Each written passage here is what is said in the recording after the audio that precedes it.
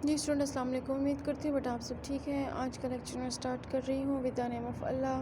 बिस्मिल्लाहिर्रहमानिर्रहीम। हमने जो क्वेश्चन लास्ट टाइम किया था, उम्मीद करती हूँ इसमें आपको कोई क्वेश्चन नहीं है। If you have any question regarding the topic, आप लोग मुझसे ज़रूर क्वेश्चन करें। Now the topic of today's is explain the advantages, merits and disadvantages of demerits of joint stock company. ठीक है, कहते हैं कि why do you prefer joint stock company to other forms of organisation, merits of joint stock company. अगर ये question आएगा तो फिर आपने इसमें सिर्फ मेरिट्स लिखने हैं। और अगर आपसे पूछा जाए कि joint stock company is an improve form of organisation, discuss the merits and merits of joint stock company. अगर ये आएंगे नीचे वाले दो सवाल तो इसमें आपने सिर्फ मेरिट्स लिखने हैं। अगर ऊपर वाला आएगा तो फिर मेरिट्स एंड डीमेरिट्स दोनों आपने डिस्कस करने हैं। We have to discuss here first of all advantages of company, joint stock company. ठीक है, JSC large capital. First one point is large capital. कहते हैं कि ये सबसे बड़ा एडवांटेज होता है इस कंपनी का कि ये एक कंपनी होती है, ठीक है, बड़ी कंपनी होती है, इसमें मेंबर्स ज़्यादा होते हैं, इसलिए इसमें जॉइंट स्टॉक कंपनी इसका नाम दिया जाता है। और इसमें ह्यूज कैपिटल होता है, ठीक है, ह्यूज अमाउंट ऑफ कैपिटल होता है। हमारे पास बिज़नेस के लिए कैपिटल ज़्यादा होता है to run the business because of its large number of members. Capital क्यों ज़्यादा होता है? क्योंकि लोग ज़्यादा होते हैं as compare to sole proprietorship and partnership. If this capital is utilised properly, अगर इसको अच्छे से यूज़ किया जाए तो कंपनी में अर्न ह्यूज प्रॉफिट। कहते हैं कि कंपनी लाजमी बात है कि फिर वो क्या करेगी, एक बड़ा प्रॉफिट जो है वो अर्न करेगी। उसके बाद है हमारे पास एक्सपेंशन ऑफ बिज़नेस। ज़्यादा डिटेल इसलिए नहीं कर रही हूँ, कुछ पॉइंट्स के साथ साथ, क्योंकि यहाँ पे जो हमने पिछला पॉइंट इसका पॉइंट पढ़ा था, क्वेश्चन पढ़ा था जिसमें था करेक्टरिस्टिक्स। तो करेक्टरिस्टिक्स फीचर्स मेरिट्स ही होते हैं, ठीक है।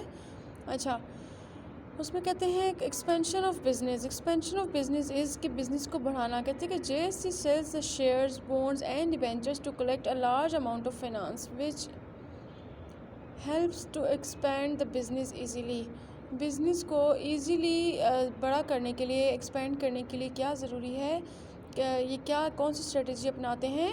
वो अपने शेयर्स को, अपने बॉन्ड्स को, अपने डिबेंचर्स को बनाते हैं, ठीक है। ये डॉक्यूमेंट्स होते हैं जिनको सेल आउट किया जाता है ऑन मनी, और इसके एवज़ में दूसरों को डिविडेंड पे किया जाता है, ठीक है, प्रॉफिट पे किया जाता है। छोटे छोटे अमाउंट पर शेयर्स होते हैं जिनको लोग परचेज़ करते हैं और फिर उस पर वो अर्न प्रॉफिट करते हैं, इसलिए इनके मेंबर्स भी बहुत ज़्यादा हो जाते हैं और इनका कैपिटल भी बहुत ज़्यादा बढ़ जाता है। और जैसे कंपनी को लगता है कि हमें दोबारा से कुछ अपना इन्वेस्टमेंट करने की ज़रूरत है, दोबारा से एक न्यू प्रोजेक्ट स्टार्ट करना है, तो इसके लिए वो क्या करते हैं, वो फिर से शेयर्स इशू करते हैं, डिबेंचर्स इशू करते हैं और लोग उसको परचेज़ कर लेते हैं, कंपनी में आते हैं, ठीक है। अगर कंपनी की गुडविल अच्छी है तो लोग फिर उसको परचेज़ कर लेते हैं और कंपनी को इन्वेस्टमेंट मिल जाती है और उससे वो बहुत सारा फ़ायदा हासिल कर लेते हैं बिज़नेस को एक्सपेंड करने में। उसके बाद है growth of investment. The capital of JSC is divided into the shares of small value. वही बात है जो यहाँ बता रही हूँ कि divided into small value, so person with less income and saving can easily make investment by purchasing the shares, ठीक है। जिनकी थोड़ी इनकम है वो बहुत थोड़ी सी इन्वेस्टमेंट के साथ इनके साथ कंपनी के साथ मुंसलिक हो जाते हैं। This feature of company causes to increase investment trend in the country. ये साथ साथ ना तो इधर बल्कि इसके साथ साथ ये कंट्री में भी इसका ट्रेंड जो है वो इजीली बढ़ने लगा है। कहते हैं इन्वेस्टमेंट का सिर्फ़ और सिर्फ इस शेयर कैपिटल की वजह से, जॉइंट स्टॉक कंपनी की इन स्ट्रेटजीज़ की वजह से। ओके, उसके बाद हम देखते हैं, कहते हैं लिमिटेड लाइबिलिटी।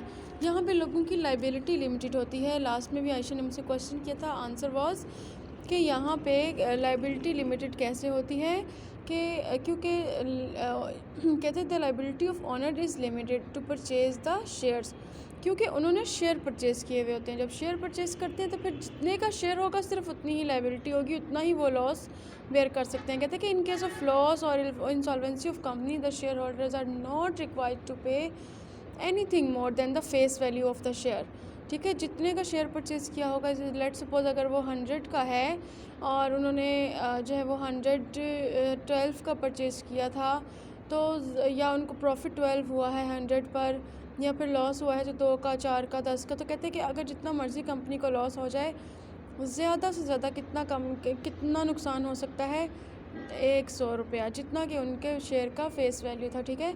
जितनी फेस वैल्यू होगी उसी के हिसाब से नुकसान होगा, इससे ज़्यादा। इस in this way there private property is saved, उनकी प्राइवेट प्रॉपर्टी जिस तरह पार्टनरशिप में, सोल प्रोप्राइटरशिप में था कि अगर कंपनी को, फर्म को, बिजनेस को लॉस हो जाए तो उनकी personal property can be sold और कैन बी यूज्ड हियर। तो यहाँ पर इस जॉइंट स्टॉक कंपनी में, JSC में, the personal and the private property of share holders can not be use और can not be sell, okay. उनकी save रहेगी, सिर्फ और सिर्फ शेयर की फेस वैल्यू के अकॉर्डिंग ही उनको नुकसान हो सकता है। उसके बाद है हमारे पास एक्सपर्ट सर्विसेज। एक्सपर्ट सर्विसेज में क्या है, कहते हैं because of joint stock company has sound financial position, so it may not only the hire of services of qualified and technical expert but also establish the research centers for quality product, जिसमें help companies prosper means success, companies success in this competitive environment।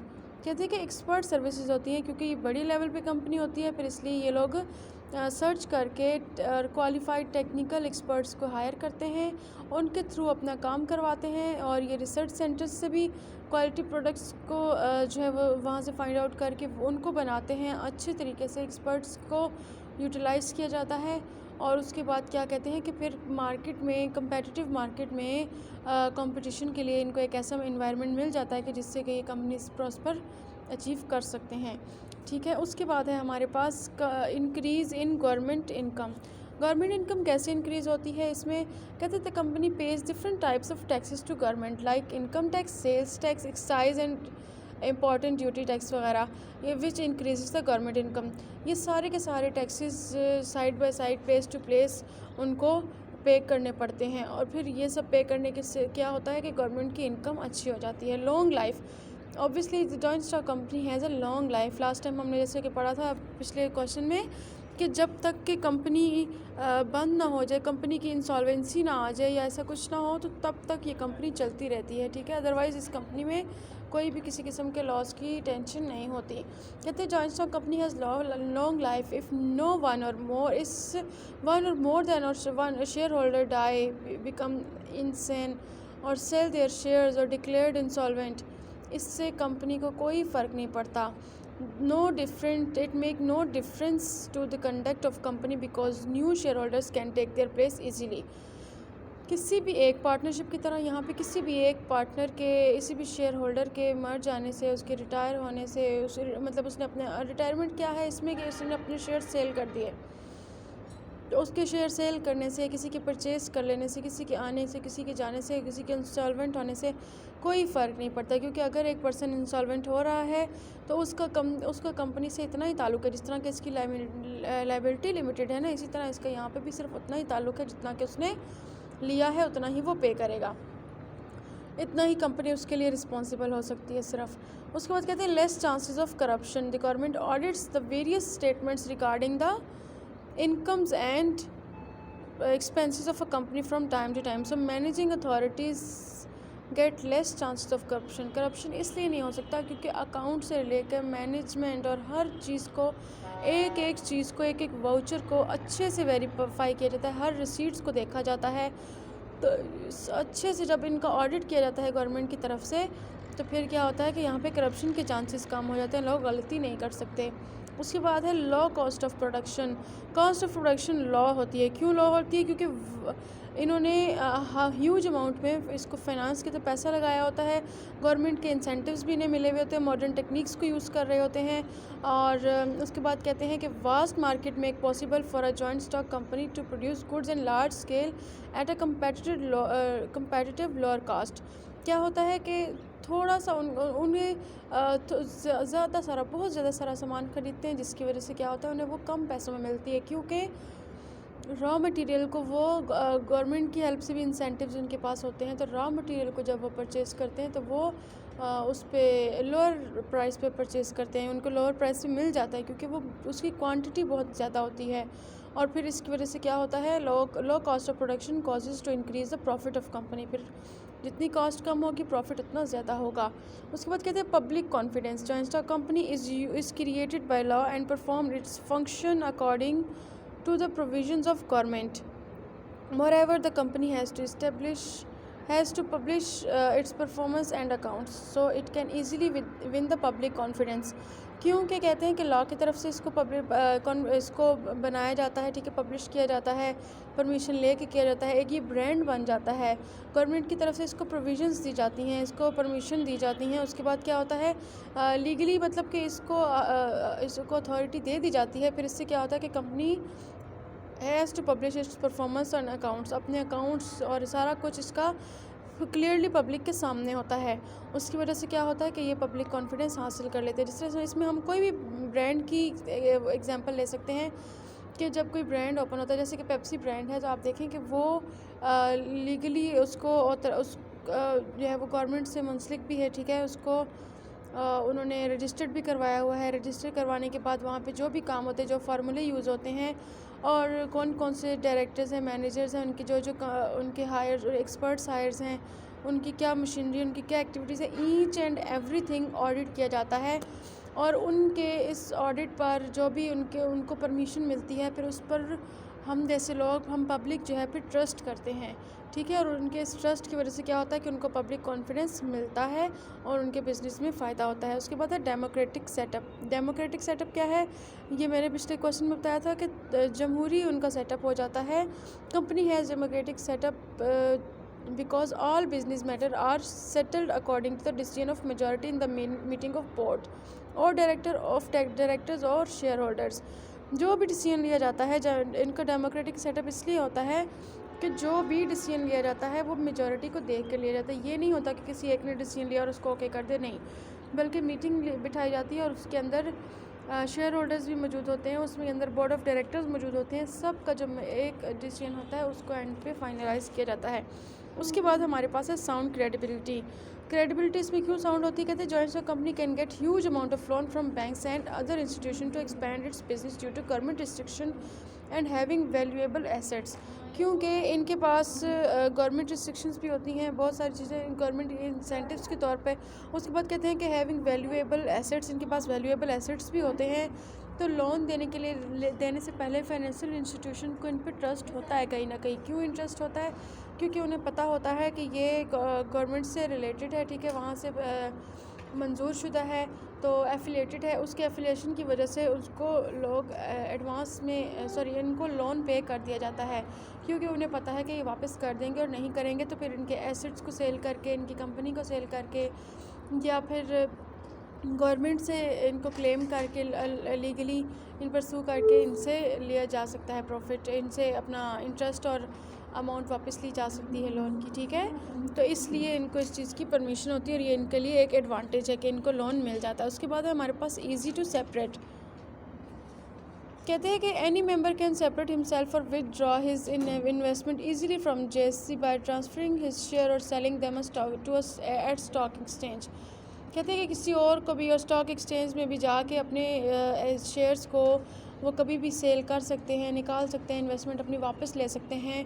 उनको किसी भी partner को अगर separate होना है company से, तो वो कभी भी इस चीज़ का डिसीजन ले सकता है, अपने शेयर्स किसी को ट्रांसफ़र कर सकता है। उसे इसके लिए किसी की परमिशन की ज़रूरत नहीं है और उसे इसके लिए कोई प्रॉब्लम भी फेस नहीं करना पड़ेगी। Better management. The elected directors administrators such organisation, these directors are generally experience and qualified in this business field, so the efficiency of company improves due to such experienced and qualified people। ठीक है, management क्यों better होती है, क्योंकि उन्होंने बहुत अच्छे administrator रखे हुए होते हैं, डायरेक्टर्स अच्छे रखे हुए होते हैं, एडमिनिस्ट्रेशन अच्छी होती है, मैनेजमेंट अच्छी होती है, उनके काम अच्छा होता है, बिजनेस फील्ड से रिलेटेड होते हैं, क्वालिफाइड होते हैं, इसलिए कंपनी की जो एफिशिएंसी है वो इम्प्रूव होती है और वो लोग क्वालिफाइड पीपल डिक्लेयर किए जाते हैं, ठीक है, उनका काम भी अच्छा होता है। उसके बाद है वैरायटी इन इन्वेस्टमेंट। इन्वेस्टमेंट में भी वैरायटी होती है कि company issues ordinary and prefer shares to those investor who want to share the profit और loss of the business and issue debentures to those who want to receive interest at fix rate. ठीक है, यानी क्या मतलब है इसका कि कुछ लोग ऐसे होते हैं जो कहते हैं कि कंपनी को जितना प्रॉफिट होगा, लॉस होगा, हम आपके साथ हैं, ठीक है, वो ज़्यादा भी हो सकता है, कम भी हो सकता है। तो यहाँ पे क्या होता है कि फिर उनको प्रेफर्ड शेयर या ऑर्डिनरी शेयर दिए जाते हैं। और डिबेंचर्स किनको इशू किए जाते हैं, डिबेंचर्स वो डॉक्यूमेंट होता है जिनको जो फिक्स रेट पर होता है, जिस पर सिर्फ और सिर्फ उनको फ़ायदा दिया जाता है, जहाँ पे वो लॉस नहीं कर रहे होते, ठीक है। प्रॉफिट एंड लॉस में का मतलब होता है कि परसेंटेज नहीं होती, लेकिन डिबेंचर्स में परसेंटेज दे दी जाती है, ठीक है, और परसेंटेज के हिसाब से ही उनको मिलता है रेट, उनका प्रॉफिट डिविडेंड मिलता है। उसके बाद कहते हैं higher profits because of the large capital in economies of large scale production and technical skill the companies cost of production reduces and rate of profit increases. क्योंकि जितना हायर प्रॉफिट होगा उतना ही उनका जो है वो दूसरी चीज़ें कम होने लगेंगी, ठीक है। प्रॉफिट हायर कहते हैं कि बिकॉज ऑफ लार्ज कैपिटल, तो फिर क्या होता है कि प्रोडक्शन भी लार्ज स्केल पे होती है। प्रोडक्शन लार्ज स्केल पे होती है तो क्योंकि उनके पास टेक्निकल स्किल्स होती हैं। कंपनीज कॉस्ट क्या होती है फिर इसकी वजह से कम हो जाती है और हायर प्रॉफिट उनको हासिल होता है, क्योंकि जो टेक्निकल और एक्सपीरियंस बंदे होते हैं ना, क्वालिफाइड बंदे होते हैं फील्ड के, उन्हें पता होता है अच्छे से कि कम पैसे में ज़्यादा प्रॉफिट कैसे कमाना है, तो वो इससे फ़ायदा उठाते हैं और कंपनी की प्रोडक्शन जो रेट है उसको रिड्यूस करते हुए वो प्रॉफिट को एक्सटेंड करते हैं, इंक्रीज़ करते हैं। उसके बाद है रिस्की बिजनेस। कहते हैं कि joint stock company the liability of share holder is limited at the point of risk, ठीक है। Business is spread over a large number of people so the company can undertake risky projects to capture the market. ये risky projects भी लेते हैं और इनको वो काम करते हैं इस पर। क्यों? क्योंकि उनके पास लार्ज नंबर पे लोग काम कर रहे होते हैं और उनके पास इतना मौका होता है कि वो रिस्की प्रोजेक्ट्स को स्टार्ट कर सकते हैं, क्योंकि वो कहते हैं ना इन्वेंशंस और इनोवेशंस, तो वो इनोवेशंस के साथ साथ इन्वेंशंस भी करते हैं। एक प्रोडक्ट बनाने के बाद दूसरी प्रोडक्ट की तरफ भी आते हैं, क्योंकि उन्हें लग रहा होता है कि इसमें अगर रिस्क है तो इसमें प्रॉफिट भी ज़्यादा है। क्योंकि आप हमेशा याद रखें, बिज़नेस में जो बिज़नेस आपका ज़्यादा रिस्क वाला होता है उतना ही ज़्यादा मार्जिन पे वो आपको प्रॉफिट भी देता है। तो इसलिए कहते हैं कि इनके पास इतने ज़्यादा लोग होते हैं, इनके शेयर होल्डर्स ज़्यादा होते हैं और लिमिटेड लायबिलिटी के साथ होते हैं, इसलिए इनको रिस्की बिज़नेस करने में भी कोई इतनी ख़ास झिझक नहीं होती, ये इजीली इसको करते हैं। उसके बाद है एम्प्लॉयमेंट अपॉर्चुनिटीज़। कहते हैं कि because of their wide operation joint stock companies always need many employees in different departments, so they are also playing very important role in providing employment opportunities in the country। कहते हैं कि जाहिर सी बात है, बड़ी कंपनी है, ज़्यादा लोगों की इन्वेस्टमेंट है, बड़ी कंपनी में काम करने के भी ज़्यादा लोग चाहिए होंगे, ज़्यादा लोग काम करेंगे तो इट मीन्स कि एम्प्लॉयमेंट रेट भी हाई होगा, ठीक है। वो लोगों को एम्प्लॉयमेंट अपॉर्चुनिटीज़ देंगे, रोज़गार फ्राहम करेंगे, ठीक है। चलें फ़िलहाल इतना काफ़ी, नेक्स्ट वीडियो में बताऊँगी डिसएडवांटेजेस। अस्सलाम वालेकुम।